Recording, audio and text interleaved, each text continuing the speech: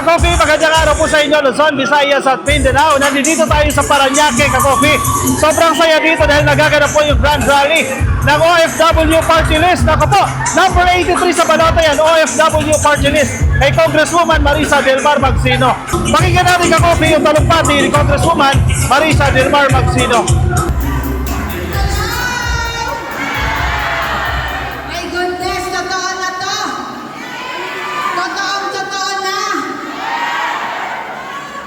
Ilang araw na lang, home stretch na tayo.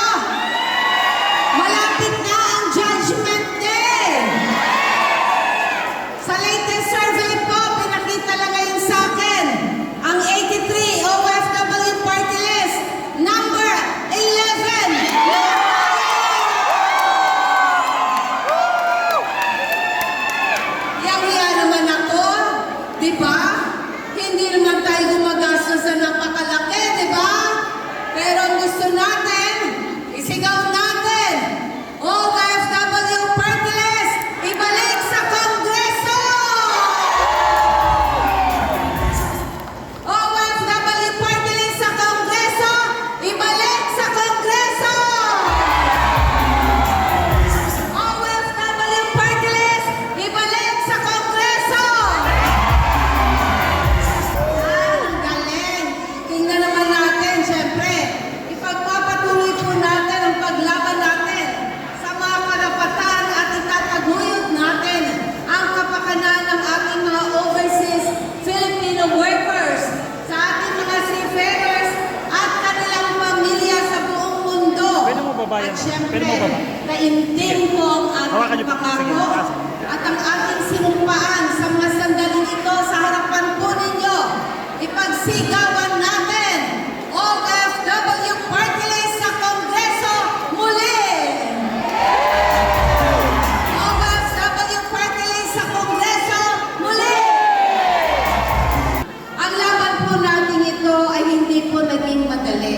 Alam naman po natin, sa bawat punta natin sa mga iba't ibang syudad, sa iba't ibang bayan, tayo po ay nagtitiis ng init ng araw.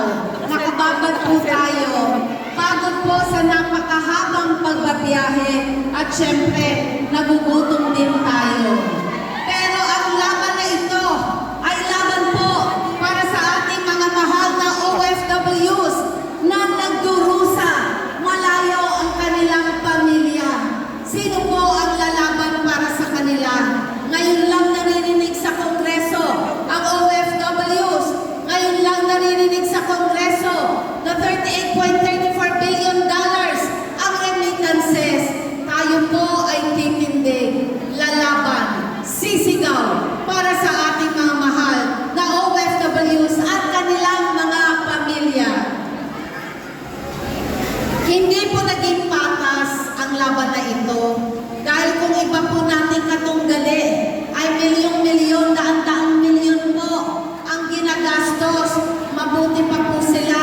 Tayo po, kung ano po ang nakayanan natin, yun po ang pinagkakasya natin. Bakit po?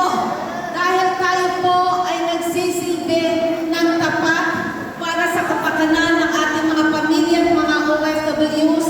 Ang dala-dala po natin, ang tunay na puso natin, puso ng paglilingkod. Tayo po ay taas noo. Noong 2022, tumayo po ako sa inyong harapan. Ngayong 2025, taas noo. Wala po akong pinangako na hindi ko po tinupad. Pinangako ko po na bibisitahin natin ang ating mga OFWs kung saan bansa sila naroon para makinig, makakwentuhan, makadaupang palad. Tayo po ay nakiiyak, nakisaya, at nakidalamhati sa kanila. Tayo po ay nakinig. Yan po ang naging solusyon na IAMA, na IA3, OFW lounges para sa ating delayed at cancellation flight ng ating mga OFW. Unlimited food, unlimited drinks, may wifi na, naka-aircon pa, mga sosyal na sila, diba? Nagpunta po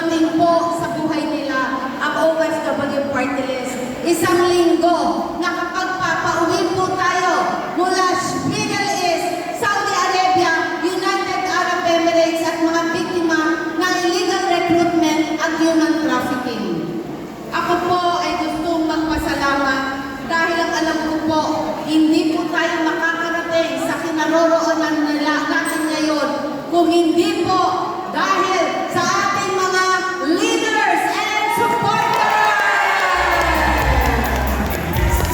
Kayo po ang tunay na lakas namin. Kayo po ang inspirasyon namin. At nagpapasalamat po ang OFW Party List.